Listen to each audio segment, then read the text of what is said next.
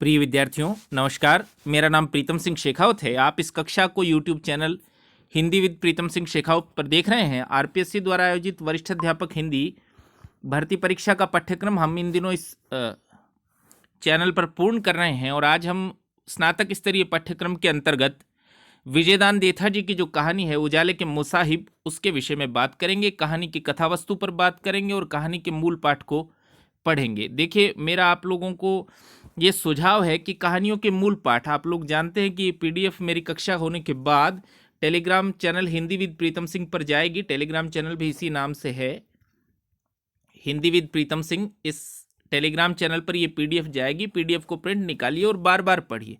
बहुधा विद्यार्थी ये गलती करते हैं कि वो कहानी का सार पढ़ते हैं, पात्रों की विशेषताएं पढ़ते हैं। ये पढ़ना अलग बात है और कहानी का मूल पाठ पढ़ना अलग बात। तो मूल पाठ को बार बार पढ़िए, परीक्षा तक अनवरत उसको रूटीन में पढ़ते रहिए। किस पंक्ति पर सवाल बनेगा कुछ निश्चित नहीं कहा जा सकता है। तो कहानी को देखना शुरू करते हैं। पहली बात कि ये जो लेखक हैं जिनका नाम विजयदान देथा है, विजयदान देथा जी राजस्थानी के स्वनाम धन्य लेखक हैं।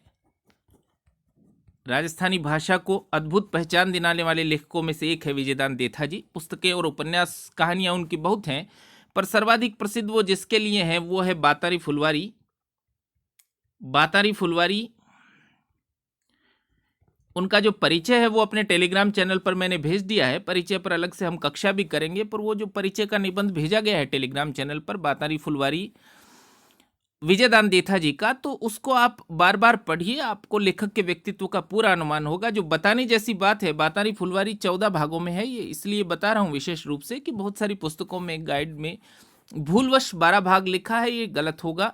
14 भाग में है और उनमें से एक जो भाग है 10वां भाग, उस पर राजस्थानी का पहला साहित्य अकादमी विजयदान देथा जी को मिला है। तो विजयदान जी देथा की जो उपन्यास है दुविधा, उन पर तो फिल्म भी बन चुकी है। बहुत प्रसिद्ध लेखक हैं विजयदान देथा। बिज्जी के नाम से बहुत प्रसिद्ध हैं वो साहित्य जगत में। उजाले के मुसाहिब, इस कहानी को देखिए आप लोग। मुसाहिब कहते हैं दरबारी को। मुसाहिब का अर्थ है दरबारी। और कवि देव की पंक्ति आप लोगों ने पढ़ी हो तो याद कीजिए। साहिब अंध, मुसाहिब मूक, सभा बहरी, रंग रीज मचो है। राजा अंधे हैं, दरबारी गूंगे हैं, सभा बहरी है और रंग रीज मचो है। उससे शब्द के अर्थ को पकड़िए आप। मुसाहिब होता है दरबारी, मुसाहिब का अर्थ है दरबारी। और वो दरबारी किसके हैं? उजाले के मुसाहिब, उजाले के दरबार के दरबारी हैं। असल में जो कहानी है उसका मूल ध्वनि क्या है वो आपको पहले बता दे रहा हूं। उसी परिप्रेक्ष्य में इस कहानी को पढ़िएगा। उसकी मूल ध्वनि व्यंग्य है। व्यंग्य किस पर है? निरंकुश राजा पर। ये एक निरंकुश राजा की कथा है। व्यंग्य है निरंकुश राजा पर। वो निरंकुश राजा कोई भी हो सकता है, कहीं भी हो सकता है। निरंकुश राजा पर व्यंग्य है और उसके दरबारी चापलूस हैं। उसे कदापि नहीं कहते कि आप गलत कह रहे हैं। उसे कदापि नहीं कहते कि आप गलत कह रहे हैं। वो तो हमेशा कहते कि आपने जो कहा है राजा जी वो ठीक है। तो राज सत्ता जब निरंकुश हो जाए, उसके दरबारी जब चापलूस हो जाएं, तो कष्ट प्रजा को पाना पड़ता है। कहानी इसी मंतव्य से लिखी गई है। हम लोकतंत्र में रहते हैं। लोकतांत्रिक चेतना को बढ़ाने वाली कहानी है कि राजा जब निरंकुश हो, दरबारी जब चापलूस हो, तो प्रजा की क्या स्थिति हो जाएगी और कैसे ऊटपटांग फैसले राजा लेते चले जाएगा और कोई विरोध उसका नहीं होगा। ये कहानी असल में इस बारे में है। तो उजाले के मुसाहिब कहानी को देखना शुरू करते हैं। राजस्थान की लोक कथाओं का आनंद इस कहानी के आरंभ से आपको मिलेगा। जैसे प्राचीन राजस्थानी की लोक कथाएं आरंभ होती हैं, वैसे ही कहानी शुरू हो रही है। कह रहे चकवा बात, चकवा और चकवी परस्पर बात कर रहे हैं। चकवा और चकवी परस्पर बात कर रहे हैं। राजस्थानी की कथानक रूढ़ी है कि दो चकवा और चकवी बात कर रहे हैं, वक्ता श्रोता हैं। प्रसंगवश मैं आप लोगों को एक बात बता दे रहा हूं कि पृथ्वीराज रासो जो महाकाव्य है उसकी प्रामाणिकता विवादास्पद है, आप लोग जानते हैं। आचार्य हजारी प्रसाद द्विवेदी जी का भी उस पर एक विचार है।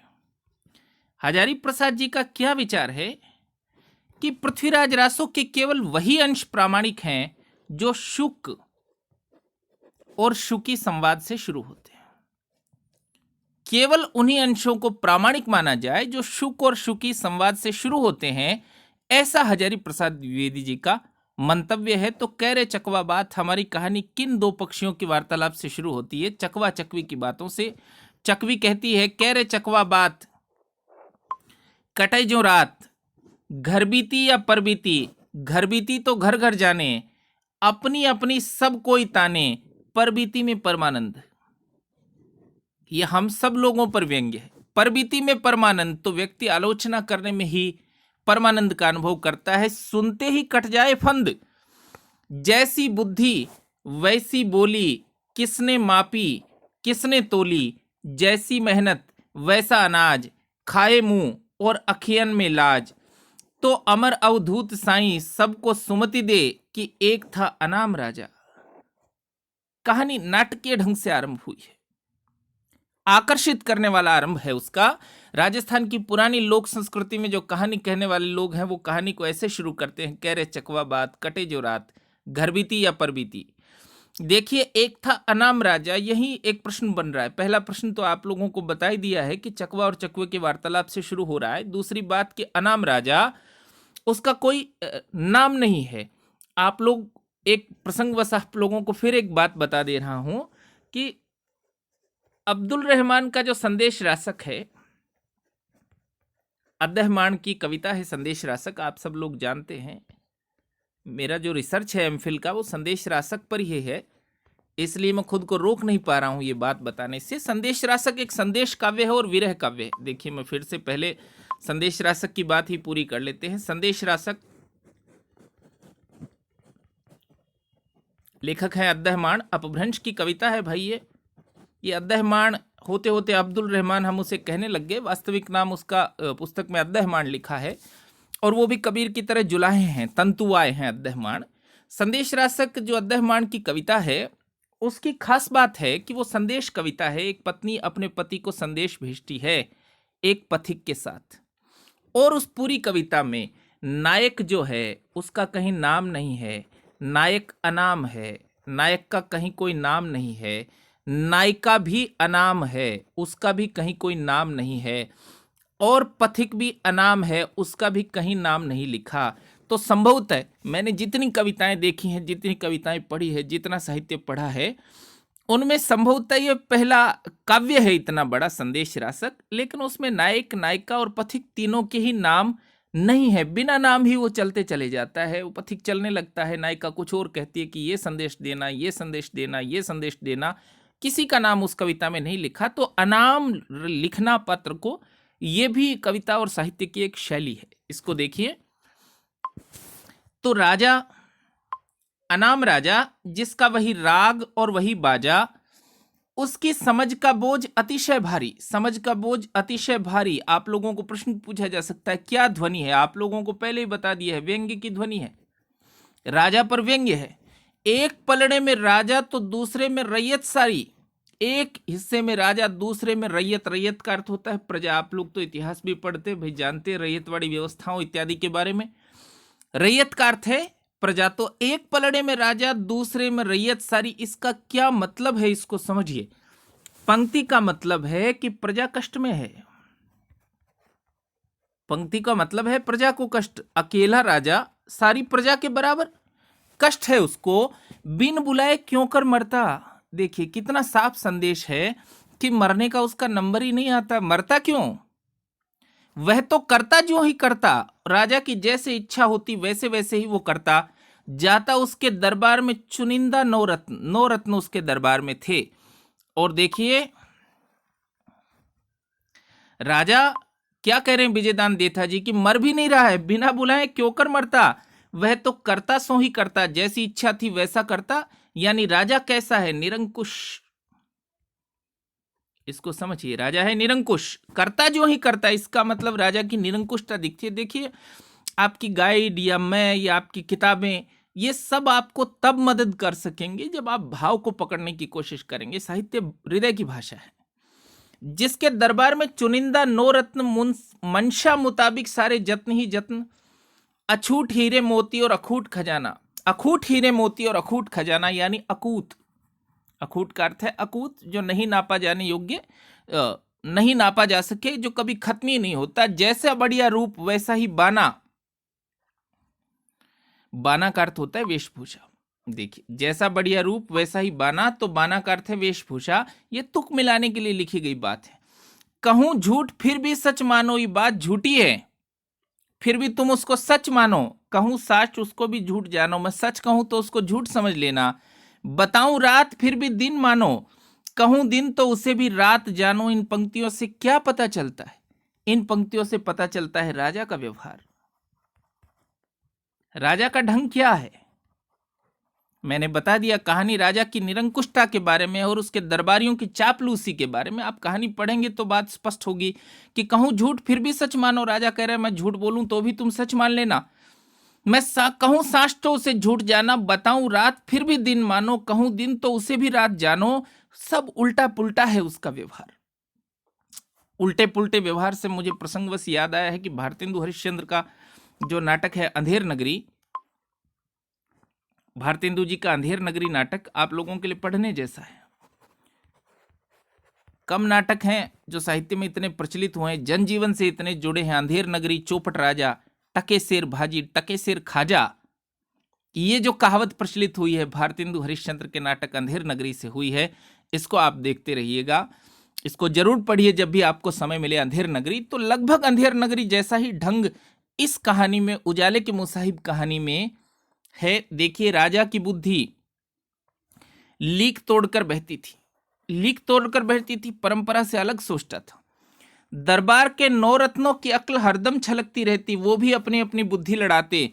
फिर भी राजा के पास हमेशा ऋषि मुनि, औघड़, महात्मा, संत, ज्ञानियों का तांता लगा रहता। और देखिए क्या कहा है विजयदान जी देथा ने कि एक जाता और 21 आते। इतनी भीड़ संत महात्माओं की, इतनी भीड़ संत महात्माओं के पास रहती और उनके प्रवचन दर प्रवचन ऐसी बौछार होती कि राजा के दरबारियों की अक्ल का पानी सवा बांस ऊंचा चढ़ जाता, सवा बांस ऊंचा चढ़ जाता। जितनी उनकी अक्ल थी उससे भी ज्यादा वो अक्लमंद हो जाते, ज्ञानियों से मिलते रहते।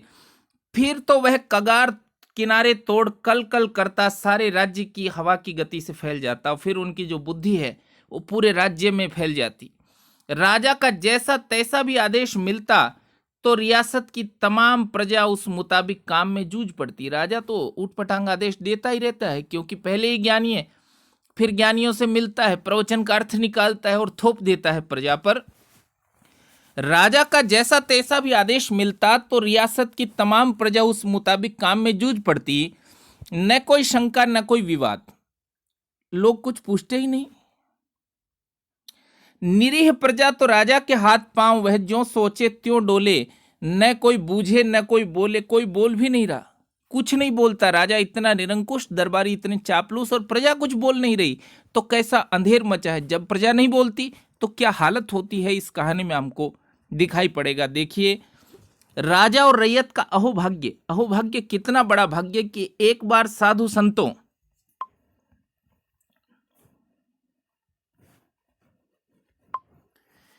एक बार साधु संतों का सिरमौर, ज्ञानियों का गुरु, ऐसा तीर्थंकर प्रकट हुआ। सिरमौर यानी श्रेष्ठ, सरताज जिसको आप कहते हैं उसका मतलब है श्रेष्ठ। राजस्थानी में शब्द है सिरमौर।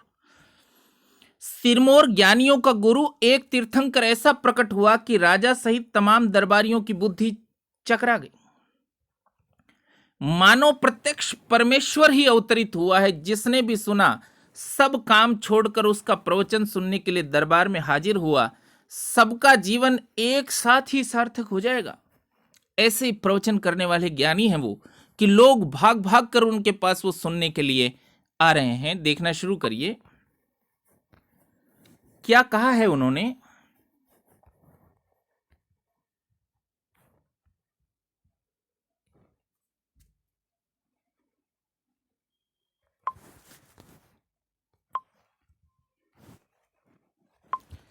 एक ही प्राण और एक ही जत्थे के सांचे में ढली भीड़ महात्मा के दर्शन की प्रतीक्षा में अविचलित खड़ी थी कि अचानक राजा के साथ तीर्थंकर पधारते दिखे। आंख आंख की ज्योति में महात्मा की छवि उतर गई। हवा और उजाले के सांचे में ढली पवित्र काया, जैसे है और नहीं भी है, ऐसे पवित्र दिखते हैं, वो ऐसे पवित्र दिखते हैं कि हैं भी और नहीं भी। कुदरत का सांप्रत सृजनहार तो मानो आज ही अवतीर्ण हुआ है, मानो अवतार लिया है। प्रवचन सुनते ही कलुषित काया का मल धुल जाएगा, ये भी एक तरह का व्यंग्य ही है। प्रवचनों से कुछ बदलता नहीं, कुछ नहीं बदलता प्रवचनों से, बदलती है दुनिया कर्म करने से। प्रत्येक बंदे की याचक दीठ, दीठ का अर्थ आप लिख लीजिए दृष्टि, दीठ का अर्थ लिख लीजिए आप लोग दृष्टि।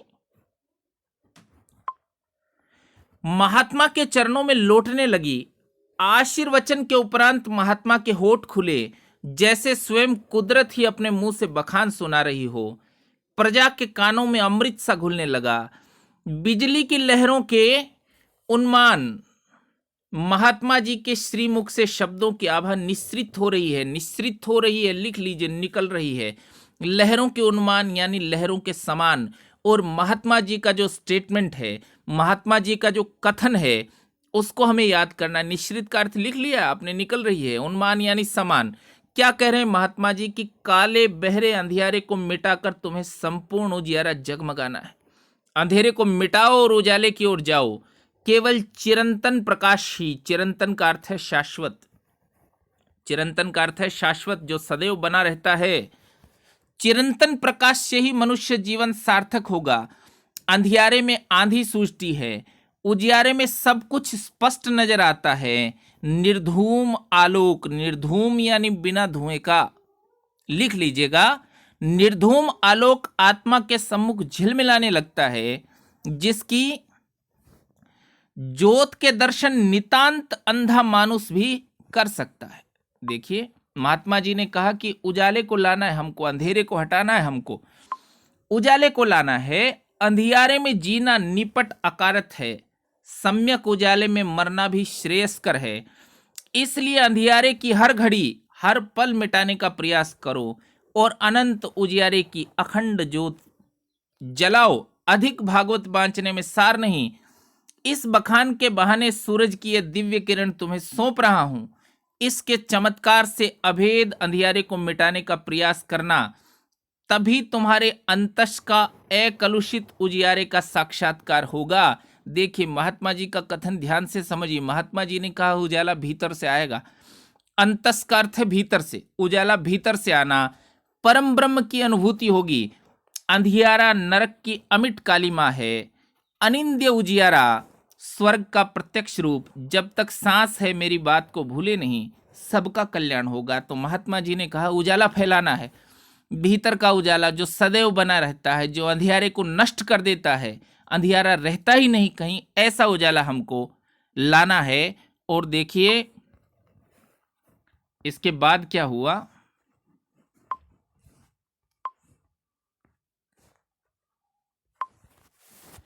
प्रवचन के उपरांत राजा और उसके समस्त दरबारियों ने हाथ जोड़कर बेहद निहोरे दिए। निहोरे दिए, राजस्थान के लोग हैं, आप लोग तो जानते हैं, हम लोग कहते हैं नोहरे निकालना। नोहरे निकालना यानी प्रार्थना करना, बहुत अनुनय विनय करना। नोहरे किए, पर महात्मा जी ने प्रसाद ग्रहण करने की हामी नहीं भरी, सो नहीं भरी। सबने बहुत कहा कि आप कुछ तो भोजन करिए, पर महात्मा जी ने कुछ भोजन किया ही नहीं। बार बार एक ही उत्तर देते, जितनी बार उनको कहा जाता उतनी बार वो एक ही उत्तर देते, बार बार एक ही उत्तर देते कि राज्य का अंधियारा मिटने पर वे बिना बुलाए सर के बल चले आएंगे। जब तक वे इस धरती पर पानी की एक बूंद भी नहीं चखेंगे कि अंधियारा मिटा ही नहीं, यहाँ तो अंधेरा है, अंधेरा होगा तो हम नहीं आएंगे। वे जिस तरह अवरोहित हुए, उसी तरह सपने की नाई, नाई का अर्थ है समान, सपने की नाई, नाई का अर्थ है समान, अंतर्धान हो गए। और प्रसंगवश आप लोगों को शब्द शुद्धि व्याकरण हमारे सिलेबस में चल ही रही है। देखिए भाई, प्राथमिक किताब तो 9वीं 10वीं 11वीं 12वीं की रचना प्रबोध है, उसको जरूर लेना। कक्षा 9 10 11 12 में जो किताब चल रही है उसको आप आवश्यक रूप से लेना। हम लोग चैनल पर व्याकरण की कक्षा भी करेंगे। प्रसंगवश शब्द शुद्धि बता रहा हूँ। ठीक शब्द होता है अंतर्धान, उच्चारण भी ऐसे ही करिए, अंतर्धान। और हम जो कहते हैं अंतर्ध्यान, वो गलत होता है। अब अंतर्ध्यान उच्चारण करोगे तो ऐसे ही लगेगा कि ये शुद्ध है, ये गलत होता है भाई। अंतर्धान यानी गायब हो जाना। अंतर्धान हो गए, उस राजा को बस कोई बहाना भर मिलना चाहिए था। राजा ने क्या समझा, किसने क्या कहा और राजा ने क्या समझा? उन्होंने कहा भीतर के अंधेरे को मिटाना है। अब राजा क्या समझता है, ये देखने जैसी बात है।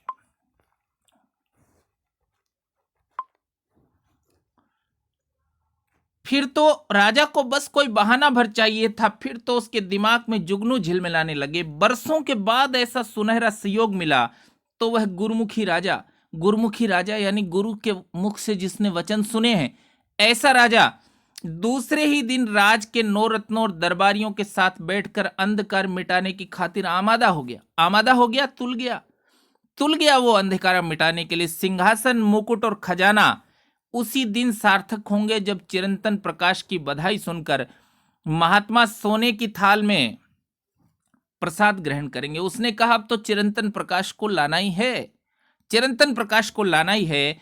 राजा के अलावा किसमें इतनी बुद्धि है कि वह अंधकार को मिटाने का उपाय सोच सके? 9 रत्नों का भी वैसा बूता कहां? कोई छोटा मोटा काज सार ले तो राजा उतारू हो गया है भाई अंधकार मिटाने पर। कोई छोटा मोटा काज सार ले, नवरत्न भी ज्यादा काम के नहीं, छोटा मोटा काज सार सकते, पर राजा तो राजा ही होता है, पूरे राज्य का एक छत्र अधिपति। बुद्धि के बिना इतनी बड़ी रियासत एक घड़ी भी नहीं चल सकती। शरीर की ताकत तो बुद्धि के पीछे चलती है, वरना शेर, शुअर, हाथी या भेड़िया ही मनुष्यों का राजा होता। तो ये भी व्यंग्य है, शेर, सुअर, हाथी और भेड़िया ही मनुष्यों का राजा होता अगर बिना बुद्धि के राजा हो सकते तो।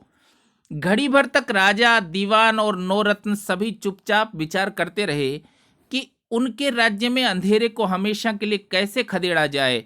दुनिया को ऐसा कौन सा मसला है जो गहराई पर सोचने पर नहीं सुलझे? अकस्मात का अर्थ आप लोग जानते हैं, अचानक। अकस्मात राजा की छलकती बुद्धि में बिजली के उन्माद एक विचार कौन था? उन्माद तो आप पहले ही देख चुके हैं, शब्द का अर्थ है समान। उन्माद विचार कौन था? बिजली जैसे कौनती है वैसे विचार कौन था? और गहरे चिंतन की मुद्रा बनाकर उसने दीवान से पूछा, क्यों दीवान जी, पिछले साल नहीं 3 साल पहले राजमहल का तहखाना बाढ़ के कारण पूरा भर गया था, तो उलीच उलीच कर पानी बाहर उछाला था कि नहीं? जब पानी बहुत भर गया था तो उलीच उलीच कर पानी निकाला था। हाँ, उछाला था न दाता, मुझे आज की तरह याद है। तुम सब लोग अच्छी तरह जानते हो कि मैं याद रखने वाली बात नहीं भूलता। राजा ने कहा जो याद रखनी चाहिए वो बात मैं नहीं भूलता। दीवान सिर झुकाकर बीच में बोला। दीवान ने क्या बोला, ये कहानी का की पॉइंट है। देखिए, दीवान और उसके लोग, राजा के दरबारी हमेशा यही बोलते। दीवान सिर झुकाकर बीच में बोला कि हुजूर के भूलने पर तो सर्वत्र प्रलय हो जाएगा, आप भूल जाएंगे तो सृष्टि नष्ट नहीं हो जाएगी।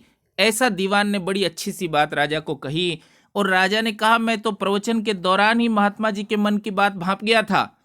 गुलाबी अधरों पर गुमान की मुस्कुराहट छितराते हुए राजा ने कहा, अंधेरा मिटाने की आधी दूधी तरकीब तो उसी समय सोच ली थी। मुझे पक्का भरोसा है कि तहखाने के पानी की तरह अंधेरा भी उलीचने पर समाप्त हो जाएगा। क्यों, उलीचने के बाद पानी तहखाने में वापस तो नहीं आया? अब देखिए महात्मा जी ने क्या कहा, राजा ने क्या समझा। महात्मा जी ने कहा भीतर का अंधेरा मिटाना है, और राजा सोच रहा है अंधेरा पानी जैसी है, उसको मिटा डालेंगे। देखिए, भारत में दार्शनिकों की भूमि है, बहुत प्रसिद्ध दार्शनिक हुए। आधुनिक युग में भी 2 बड़े दार्शनिक हुए, जे कृष्णमूर्ति और ओशो। आचार्य रजनीश बहुत प्रसिद्ध दार्शनिक है और बहुत उच्च स्तरीय दार्शनिक है। आप तो साहित्य के विद्यार्थी हैं, कभी ओशो कबीर पर बोल रहे हैं, दादू पर बोल रहे हैं, मीरा पर बोल रहे हैं, तो आप सुनिए, आप नए अर्थ समझ सकेंगे। तो ओशो ने कहा है कि मैं केवल उसके लिए उत्तरदायी हूं जो मैंने कहा है, उसके लिए उत्तरदायी नहीं हूं जो तुमने समझा है। तो महात्मा जी ने कुछ और कहा, राजा ने कुछ और समझ लिया। अब देखिए वो राजा क्या करता है। दीवान उजाले के मुसाहिब ही कहानी का मुख्य बिंदु है। तो दरबारियों की क्या स्थिति है? उन्होंने कहा कि नाना गरीब परवर का अर्थ है गरीबों को पालने वाले, क्या मजाल की एक बूंद भी वापस आई हो? पानी बिल्कुल वापस नहीं आया। दीवान अपनी चतुराई के प्रति पूर्णतः आश्वस्त था। राजा ने नाभि तक गहरी हामी भरी, हूं तब तो यह बात दिन के उजाले की तरह साफ है कि अंधेरा भी उलीचने पर वापस नहीं आएगा, अंधेरे को भी निकाल डाले। देखिए इस कहानी में राजा भांति भांति के उपाय सोचता है, आपको क्रम क्रम से याद रखने। राजा ने पहला उपाय क्या सोचा है? राजा ने पहला उपाय सोचा है कि अंधेरे को उलीच कर बाहर निकालो, अंधेरे को उलीच के बाहर निकालो। एक रत्न ने गर्दन खुजाते हुए आशंका प्रकट की कि पानी तो उलीच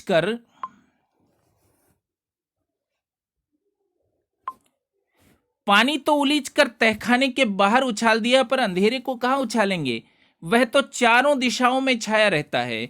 सवेरे सूरज उगने पर अंधेरा अपना ठिकाना छोड़कर कहीं कहीं तो जाता ही है। दूसरे रत्न ने उसका खंडन किया।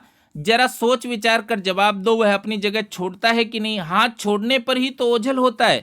पहले वाला रत्न मुंह उतार कर बोला। तो रत्नों ने आपस में समाधान भी कर दिया कि अंधेरा कहीं तो जाता ही है, तभी तो वह जगह छोड़ता है। देखिए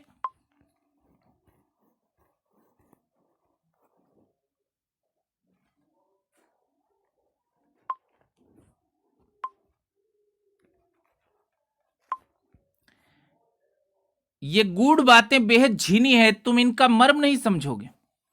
राजा दर्प की हंसी हंसते हुए बोला, जैसा कहूं निपटाते जाओ, सोचने विचारने का जिम्मा मेरा, काम करने का जिम्मा तुम्हारा। अलबत्ता तुम्हारे साथ बैठने से मुझे दूर की सूझती है। राजा भी अपने दरबारियों की बड़ी प्रशंसा कर रहा है कि मुझे बहुत अच्छी बातें सुनाई पड़ती है जब तुम बोलते हो। हुजूर तो आज्ञा फरमाते रहे, हम कुछ भी करने को तैयार हैं। एक रत्न ने हाथ जोड़ते हुए कहा, दीवान जी, सारे राज्य में घर घर डोंडी पिटवा दो, डोंडी पिटवा दो, मुनादी करवा दो कि इसी अमावस के शुभ मुहूर्त में दिन ढले ही हर व्यक्ति अंधेरा उलीचने लगे, अंधेरे को बाहर निकालने लगे। तब तक नहीं रुके जब तक पूरा सफाया न हो जाए। राजा ने धमकाते हुए कहा, किसी ने भी इस काम में ढिलाई बरती तो उसकी आंते चील कौवों को फेंकवा दूंगा। तो राजा निरंकुश है, सत्ता के मद में है। उसने कहा कि चील कौवों को उसको खिला दूंगा। और देखिए कितना अंतर विरोध राजा के भीतर है। उसने कहा उसकी आंतें चील कौवों को खिला दूंगा, और अगला ही सेंटेंस देखिए, महात्मा जी को जितनी जल्दी भोजन का आमंत्रण दूं तभी मुझे चैन मिलेगा। एक रत्न ने वाजिब जवाब दिया, हुजूर, अंधेरा उलीचने के लिए यथा योग्य ठाव बासन भी तो चाहिए। ठाव बासन का अर्थ है बर्तन। बिना बर्तनों के हम अंधेरे को बाहर कैसे निकालेंगे? वही तो बता रहा हूं, ज्यादा उतावली ठीक नहीं। राजा ने उसे झिड़कते हुए कहा, तुम समझते हो कि उलीचने के बासनों का मुझे ध्यान नहीं? तुम क्या सोचते हो, मुझे नहीं मालूम कि अंधेरे को कैसे उलीचेंगे? और देखिए दीवान ने वही रटी रटाई उक्ति चुपड़ते कहा, अन्नदाता का ध्यान चूकने से तो सूरज का उगना ही बंद हो जाएगा। पहले उसने कहा था प्रलय हो जाएगी, आप भूल जाएंगे, तो अब कहा है कि सूरज ही उगना बंद हो जाएंगे। राजा अपना गुस्सा भूलकर हिदायत के लिहाज स्वर में बोला कि जो बासन हो घर में उसी से उलीचने का काम करे, जो भी बर्तन हो उससे उलीचे। जो जो याद आते रहे सभी रत्न आपस में मिलजुल कर बर्तनों बासनों का नाम बताने लगे, जैसे तगारी, हांडी, परात, कटोरा, कटोरी, घड़ा, मटकी, चरी, टोकरी, मूण, ऐसे नाम बताने लगे। मूण काफी बड़ा मटका होता है भाई। बुद्धिमान रत्न ने तुरंत बीच में शंका की कि मूण तो काफी भारी होती है, आसानी से उठेगी नहीं। राजा ने खुलासा करते हुए पूछा कि मूण भरी की खाली? भरी हुई गरीब नवाज, भरी हुई मूण। और राजा ने क्या जवाब दिया देखिए, ना यहीं पर भारी भूल कर गया। अभिमान से छितरी मुस्कुराहट को दबाकर राजा ने गंभीर सुर में समझाते हुए कहा कि अंधेरे से भरी होने पर भी मूण का वजन तो रत्ती भर भी नहीं बढ़ेगा, क्योंकि अंधेरा नजर तो आता है पर इसका ठोस आकार नहीं होता। फिर तो हाथी की छाया हाथी जितनी ही भारी होनी चाहिए। दीवान के साथ सभी रत्नों ने जय घोष किया कि खमा घड़ी, खमा घड़ी। भला अन्नदाता के अलावा इतनी गहरी बातें और किसे सूझ सकती है? देखते जाइए, कहानी का जो शीर्षक है उजाले के मुसाहिब, राजा, दरबारी, उन सब पर व्यंग्य है। राजा के चिर अभ्यस्त कानों की खातिर अब कैसी भी खुशामद का कोई स्वाद नहीं रह गया। राजा की इतनी खुशामदें हुई है कि राजा को खुशामद में अब कोई रस नहीं है। सुनी अनसुनी करते हुए झुंझलाते हुए कहा कि यहां बैठे बैठे खम्मा घड़ी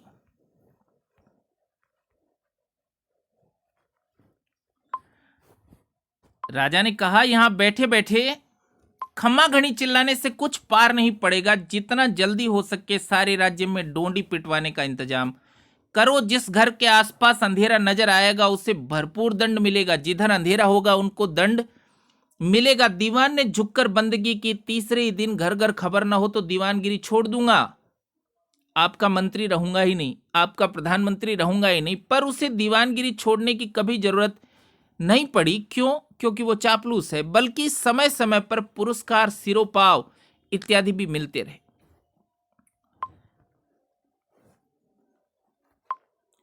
राजा के आदेश की अनुपालना में वह बेहद पारंगत था। और उधर डोंडी का फरमान सुनने के बाद राजा ने भी कतई ढिलाई नहीं बरती।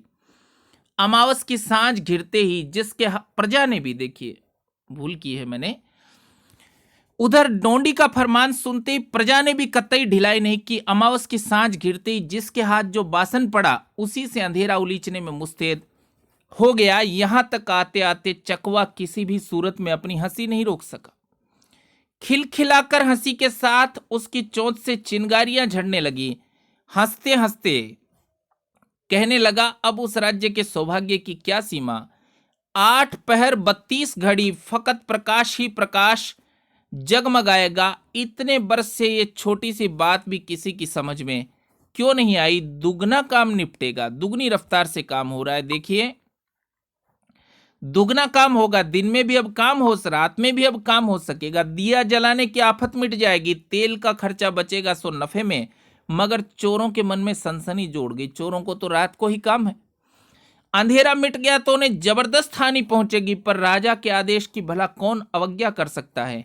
चोर भी प्रजा के साथ साथ अंधेरा उलीचने में जुट गए। चोर भी उनके साथ ही लगे हैं। अच्छा प्रिय विद्यार्थियों, एक बात तो आप लोगों को बताई दी है कि पीडीएफ जो है वो आती रहती है आपके टेलीग्राम ग्रुप पर।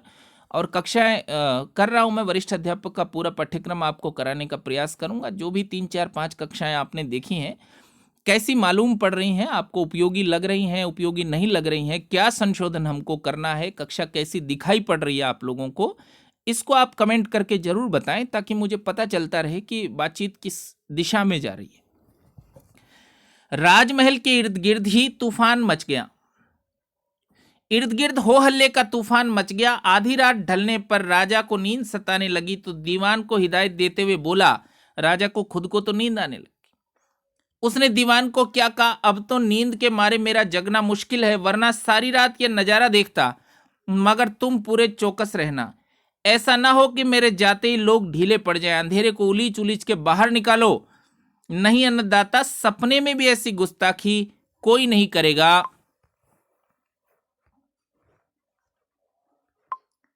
आप किसी बात की चिंता न करें, पर अंधेरे का सफाया होते ही मुझे बेधड़क जगा देना, समझे। दीवान ने कॉर्निश करते हुए, कॉर्निश का अर्थ है अभिवादन, दरबारी अभिवादन। आप फिल्मों में देखे होंगे, झुककर 3 बार सर को हाथ लगाना, कॉर्निश करना। अतिशय आदर के साथ हामी भरी तो राजा निश्चिंत होकर रंग महल में सोने के लिए दासियों के साथ रवाना हो गया और घोड़े पर चढ़ा दीवान सारी रात प्रजा को जोश दिलाता रहा कि वह पल भर के लिए विश्राम न करे।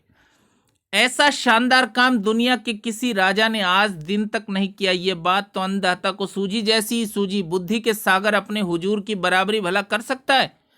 दूसरे सभी राजा महाराजा इनके सामने छछुंदर हैं। छछुंदर कुछ नहीं है दूसरे राजा महाराजा। लेकिन प्रजा की स्थिति देखिए कि अंधेरा उलीचते उलीचते प्रजा की कमर टूटने लगी और हाड हाड टीसने लगा। टीसने लगा का अर्थ है दर्द करने लगा। टीसने लगा का अर्थ है दर्द करने लगा।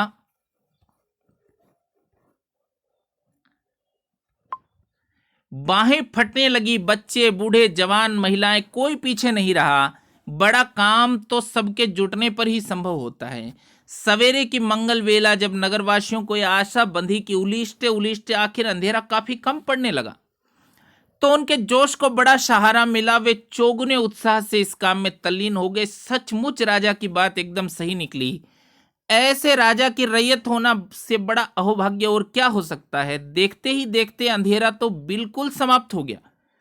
घोड़े पर सवार दीवान की खुशी का ठिकाना नहीं रहा। दीवान बहुत खुश हो गया। और देखिए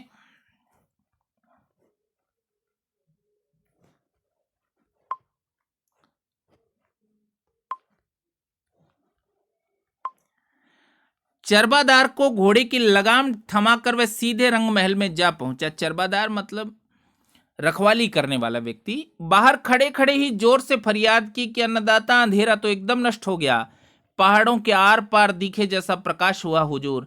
ईश्वर की तरह आपकी टेक भी रहेगी, आप भी ईश्वर जैसे ही हो गए। हुजूर तो नींद में सोते सोते चिरंतन प्रकाश के सपने देख रहे थे।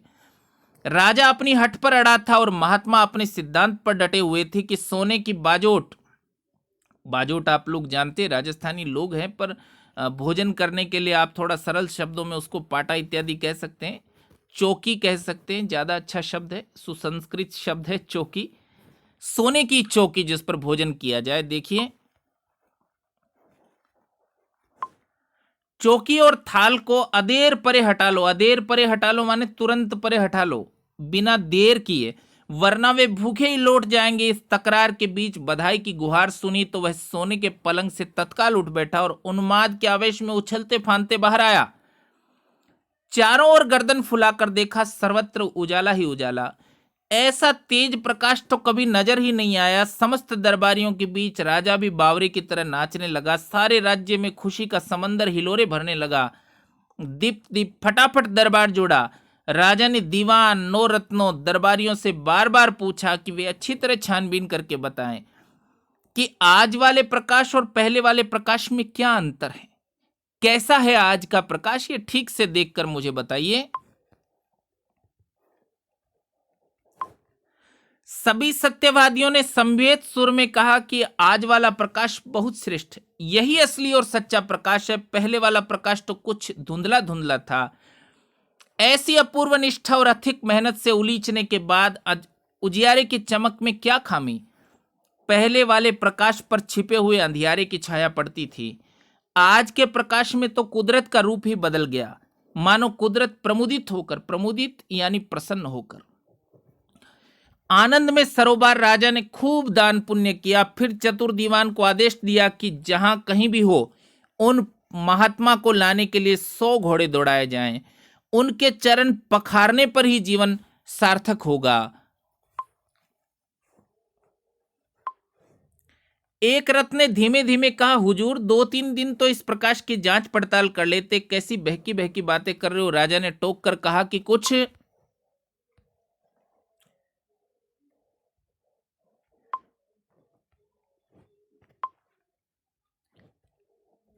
कुछ भी जांच करने की जरूरत नहीं। अब तो इसके पुरखे भी राज्य की ओर मुंह नहीं कर सकते। तुम्हें इस नए प्रकाश की कुछ विशेषता नजर नहीं आई?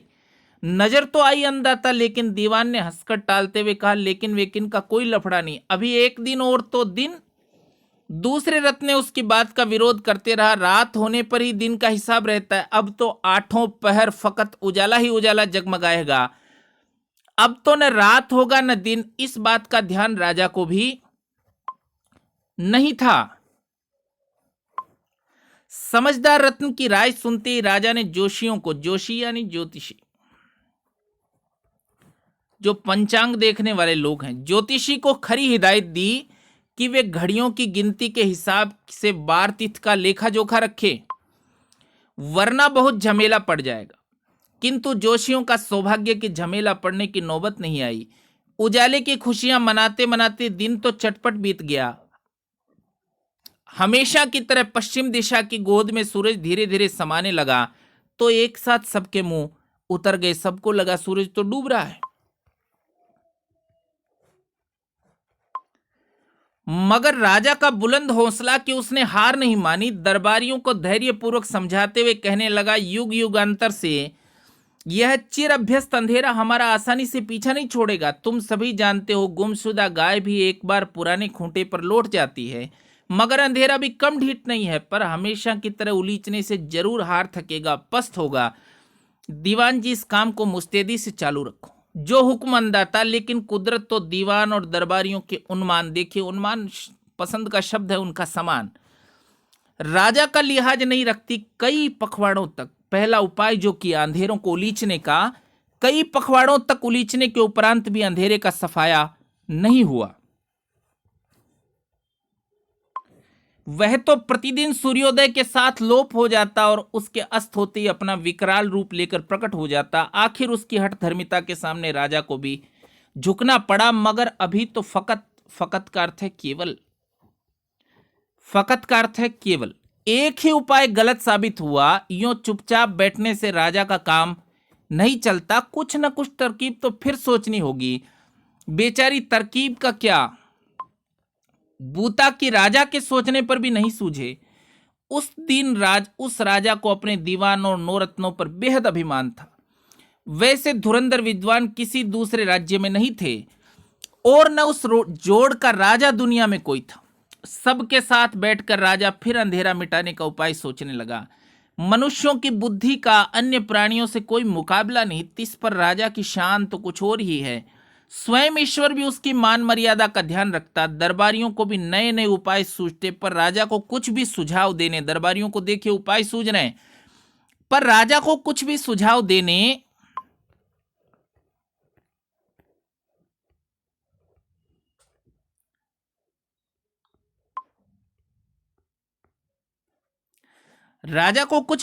देने में संकोच करते। राजा का भय भी मौत से कम नहीं होता। भय मिट जाए तो राज चलता ही नहीं।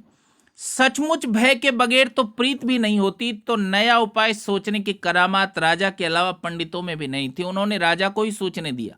राजा को विचार पसंद नहीं आए तो लेने के देने पड़ सकते। आखिर मगजमारी करते करते राजा को एक नामी उपाय सूझा। खुशी से बोराया यानी पागल हुआ सा कहने लगा, लाख बुरा मानो, तुम सब में बड़ी खामी है कि अपनी आंखें खुली नहीं रखते, वरना मेरी तरह 20 उपाय सूझते। बोलो, रसोई की दीवारें ईंधन के धुएं से काली होती हैं कि नहीं?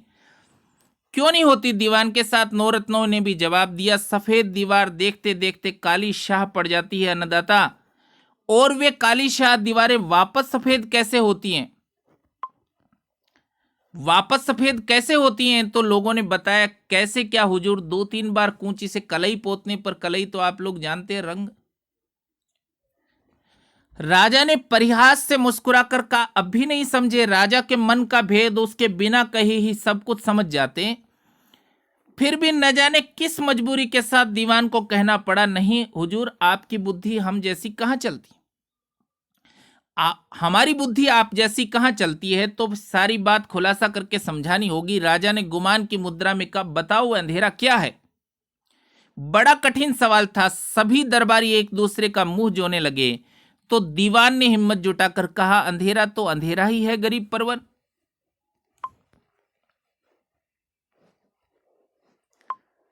इतना भी नहीं जानते अंधेरा, यही तो गड़बड़ है। राजा ने जंघा पर थाप देते हुए कहा, इतना भी नहीं जानते, ये अंधेरा तो फकत सूरज के लपटों का धुआं है। राजा ने अंधेरे को क्या कहा है, ये महत्वपूर्ण कथन है। दूसरा उपाय सोच रहा है राजा। देखिए, सभी दरबारी खुशी से उछले। हाँ अन्नदाता, अब कहीं सारी बात समझ में आ गई। रसोई के धुएं की तरह अंधेरे को भी पोतने पर वह सफेद झक हो जाएगा। राजा ने जोर से पूछा, बोलो होगा कि नहीं? क्यों नहीं होगा हुजूर, जरूर होगा। तो राज्य ने दूसरा उपाय क्या सोचा राजा ने, कि अंधेरे को सफेदी से पोत दिया जाए। पहला उपाय सोचा था अंधेरे को उलीच दिया जाए, दूसरा उपाय सोचा है कि उसको पोत दिया जाए, जबकि महात्मा जी ने कहा था भीतर का उजाला। देखो दीवान जी, अब सारे राज्य में फरमान भिजवाने की जिम्मेदारी तुम्हारी। देखो ढील ना हो। राजा के कहने पर ढील होने की गुंजाइश कहां थी? ढिंडोरा पिटवाने की पूरी तैयारी पहले ही कर रखी थी। सो तीसरे ही दिन राज्य की प्रजा दिन अस्त होते ही कलई का घोल और कूचियां लेकर अंधेरे को पोतने लगी। फिर विश्राम का नाम नहीं, वे ही अंधेरे, वे ही कूचियां। आधी रात ढलने पर कृष्ण पक्ष की पंचमी का चांद, किस तरह का चांद? याद रखिएगा, कृष्ण पक्ष की पंचमी का चांद गगन की कोख से बाहर आया। संयोग से ये पंचमी थी कृष्ण पक्ष की। आया तो धीरे धीरे चांदनी घुलने लगी। हाँ, इस बार ये उपाय कुछ कारगर लगता है। चांद निकल आया, थोड़ी रोशनी हुई तो वो सोच रहे उपाय कारगर हुआ है। कलई पोतने पर अंधेरा थोड़ा थोड़ा सफेद होने लगा। महाबली मनुष्य के हाथों प्रपंच करने से ऐसी कौन सी बात है जो पार नहीं पड़े। आखिर पुतई करते करते अंधेरा तो दीप दीप चमकने लगा। ऐसा उजाला तो कभी नहीं हुआ, सूरज की धूप को भी मात करे ऐसी पुताई। दीवान ने फिर रंग महल के बाहर खड़े होकर खुशखबरी सुनाई, अन्नदाता, यह उपाय तो जबरदस्त कामयाब रहा। फकत होली दिवाली पर पोतने से ही सूरज की लपटों का धुआं सफेद झक हो जाएगा। हर रोज पोतने की जरूरत ही नहीं, होली दिवाली भी करेंगे जैसे घरों को करते तो एकदम साफ हो जाएगा। देखिए, राजा रंगमहल से बाहर आकर देखा तो दीवान की बात पूरम पूर सही निकली। दमकते प्रकाश की ओर राजा ने देखा देखा तक नहीं गया, आंखें टमकारते हुए बोला, पुताई ज्यादा कर दी, आंखें चुंधिया रही हैं। देखिए कैसा लेखक ये कौशल है विजयदान जी देथा का। राजा समझता है उजाला बहुत ज्यादा हो गया, पुताई ज्यादा कर दी, आंखें चुंधिया रही है। हाँ जहां पना भूल हो गई। दीवान ने हाँ में हाँ मिलाते हुए कहा, कुछ तो कलई गाड़ी थी, कुछ पुताई, डरने की कोई बात नहीं। ढांढस बंधाने की मंशा से राजा बीच में ही बोला, पहली बार भूल तो हो ही जाती है, आगे ध्यान रखना। दीवान ने हाथ जोड़कर कहा, पूरा ध्यान रखूंगा गरीब परवर, शाबाश, अच्छी तरह ध्यान रखने से कभी काम में खोट नहीं होती। दीवान की चौकसी के बावजूद पुताई के काम में पूरी खोट रहेगी। कुदरत को किसी का भी कुछ ध्यान नहीं था। हमेशा की तरह दिन अस्त होते अंधेरा फिर प्रकट हुआ। वैसा ही अथाह, वैसा ही काला शाह। सभी दरबारियों के मुंह सांवले पड़ गए, पर बुलंद हौसले वाला राजा हताश नहीं हुआ। चकवे ने पूछा, ध्यान से सुन रही हो ना? देखिए चकवा ये कहानी चकवी को सुना रहा है। चकवी ने कहा, बीच में रसभंग मत करो। चकवी ने चौंक कर कहा, दुनिया में भी एक भी ऐसा प्राणी है जो तुम्हारी बात को ध्यान से न सुने, खाने पीने की भी सुध नहीं रहती।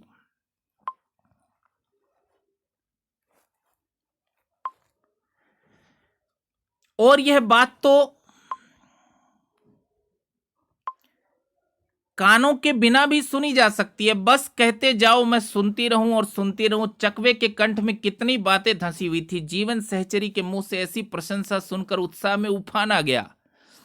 ठाठ से कहने लगा, कुछ दिन ठहरकर नौरत्नों को राजा ने पास बुलाया। काफी देर समझाने के बाद कहा कि यूं निराश होने से काम नहीं चलेगा। तुम मेरे राज्य के 9 सूरज हो, थोड़ा दिमाग लड़ाओ तो बेचारे अंधेरे की क्या औकात जो तुम्हारे सामने टिक सके। आज ही दिन उगने से घड़ी भर पहले एक मामूली दिए की लो देखकर मुझे नई बात सूझी। बड़े गौर से समझने की कोशिश करना। दिया जलाने पर उजाला होता है कि नहीं होता? राजा ने तीसरा उपाय सोचने की तैयारी की है। दरबारियों ने कहा, होता है अन्नदाता। दीवान ने सबसे पहले हां भरी। घर में चूल्हा जलाने पर उजाला होता है कि नहीं? इस बार 9 रत्नों ने एक साथ स्वीकार किया, होता है अन्नदाता। हमेशा भला चूल्हा जलाने पर उजाला क्यों ना होगा? बस यही बात अच्छी तरह समझने की है। राजा ने दृढ़ विश्वास के साथ कहने लगा, हम अंधेरे को जलाते हैं तो उजाला होता है, उसके जलते ही प्रकाश प्रकट होता है। कुछ समझे कि नहीं? दीवान और 9 रत्नों ने जोश के साथ जवाब दिया, समझ गए गरीब परवर, अच्छी तरह समझ गए। आप समझाएं और हम न समझे, यह भला हो सकता है?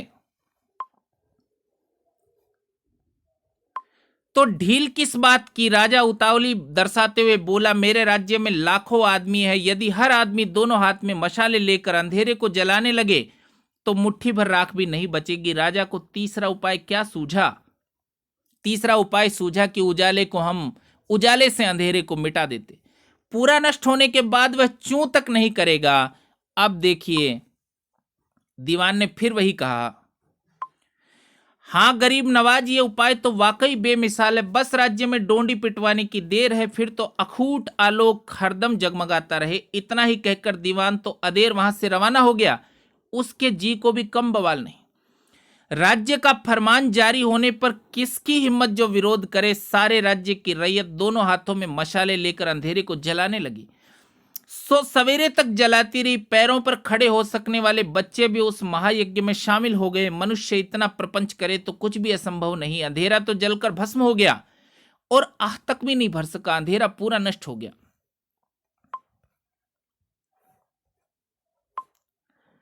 राजा ने अपनी बात प्रमाणित करने के आशय से पूछा, क्यों दीवान जी, पहले की तरह उजियारा सूरज का प्रकाश तो नहीं? राज दरबार के दीवान तो सवालों के पहले से ही जवाब तैयार रखते। देखिए मुसाहिब पर व्यंग्य है।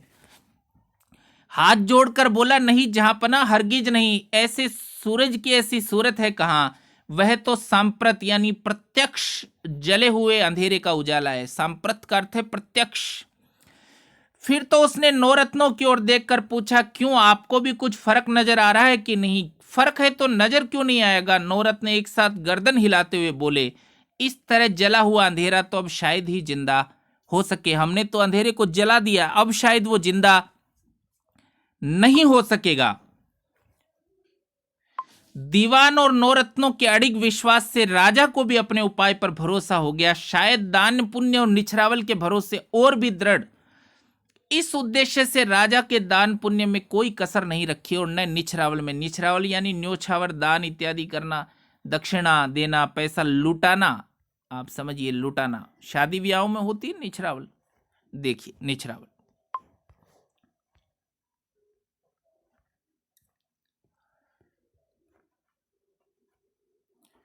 मगर कुदरत वामन पंडितों की नाई न दान पुण्य से राजी होती, न दीवान व नौरत्नों के उन्मान इनाम इकरार से, न भिखारियों की तरह निछरावल से।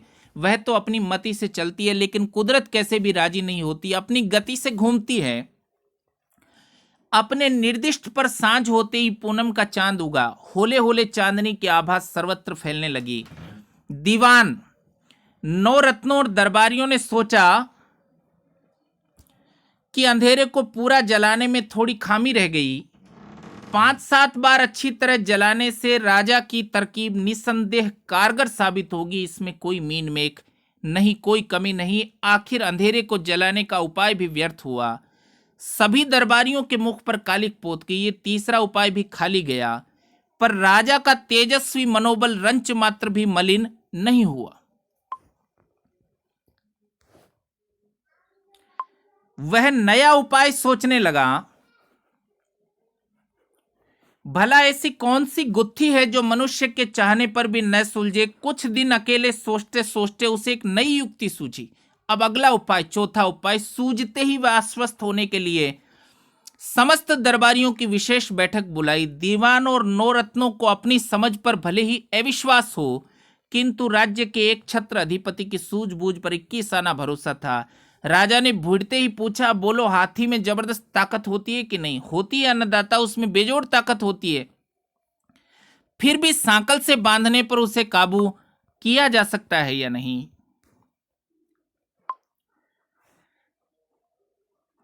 तब इतना परेशान होने की क्या वजह? अन्नदाता, किया जा सकता है, बछड़े की तरह भी काबू किया जा सकता है। सूरज अस्त न हो तो अंधेरा भी न हो, पतली पतली रस्सियों को बांधकर हम सूरज को एक जगह रोक लें तो चिरंतन प्रकाश होगा कि नहीं? चौथा उपाय राजा को सूझा है, अब की बार सूरज को बांधने का उपाय होगा। अन्नदाता, जरूर होगा, दीवान ने मस्तक नवाते हुए कहा, लेकिन इसके लिए सारे राज्य में ढिंढोरा पिटवाने की दरकार नहीं। सूरज की किरणों को तो शहर के वासी जकड़कर बांध लेंगे, फिर हुजूर के तप तेज की तुलना में बेचारे सूरज की क्या औकात। देखिए चौथे उपाय को कैसे पार किया।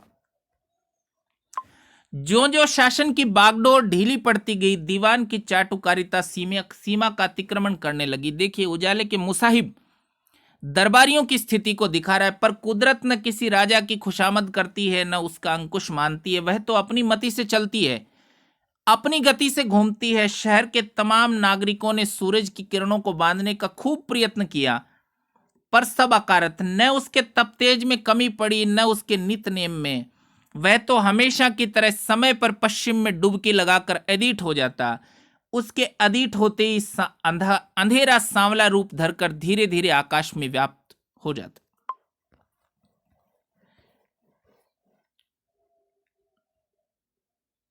आप देखिए कहानी अंतिम चरण में है, कैसे अंधेरे को हराने का उपाय राजा को बताया गया, इसको देखिए। इस बार राजा को भी अंधेरे के सामने पस्त होना पड़ा। न दरबारियों की खुशामद काम आई, न नौरत्नों की सूझबूझ।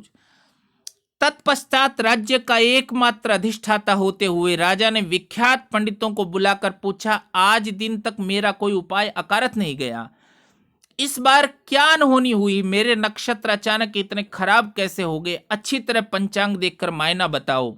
अब राजा ने पूछा तो पंडितों को मायना बताना ही था। स्वामी के आदेश की अवहेलना कैसे करते? पंचांग में काफी देर नजर गड़ाकर उन्होंने पुख्ता दिनमान बताए। अच्छे हैं दिनमान, ऐसा बताए। ज्योतिषियों ने कैसे दिनमान बताए? पुख्ता दिनमान बताए। अंत में क्षमा मांगते हुए अरदास की, गरीब परवर, इसके लिए आपको एक टोटका सारना होगा। शंकर भगवान के नंदी जितना प्रचंड खरे सोने का सांड दान करके हुजूर को 7 दिन तक अखंड मौन रखना होगा। पंडितों ने उपाय बता दिया है। ये पूछा जाने जैसा उपाय है। उपाय क्या? कि शंकर भगवान का नंदी जितना बड़ा हो उतना बड़ा सोने का सांड दान कीजिए और 7 दिन अखंड मौन रखिए। तब तो मेरा पेट फट जाएगा। 7 दिन का मौन, हाँ गरीब निवाज, पूरे 7 दिन का मौन, एक घड़ी भी कम नहीं। अच्छा, पंडितों के ज्ञान से प्रभावित होकर राजा ने माकूल सवाल पूछा, किसे दान करना है? गरीब गुरबों को। अब देखिए पंडितों ने कितना अच्छा उपाय राजा को बताया है। नहीं, करुणा निधान पंडितों को, गरीबों को नहीं करना है, पंडितों को करना है। यह भी व्यंग्य ध्वनि है। नंदी का स्वर्ण दान तो हमेशा पंडितों को दिया जाता है।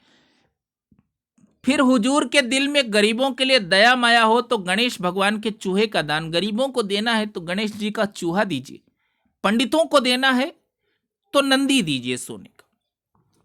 खूब, बहुत खूब। दयावंत राजा ने पंडितों को बीच में टोक कर कहा कि गणेश भगवान भी किस रूप में कम है।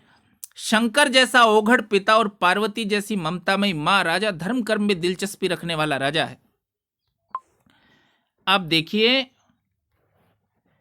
आगे और उपाय पंडितों ने बताया। घड़ी खम्मा अन्नदाता, घड़ी खम्मा, आपसे क्या छिपा है, आप तो सर्वत्र हैं, सर्वज्ञ हैं। एक मामूली अरदास आपके चरण कमलों में प्रस्तुत करना चाहते कि नगर के भीम तालाब की सतह से 1.25 हाथ नीचे घोंसला खुदवाने पर श्रीमुख से आदेश फरमाए गरीब परवर। तो वो जो तालाब है उसमें घोंसला खुदवाए।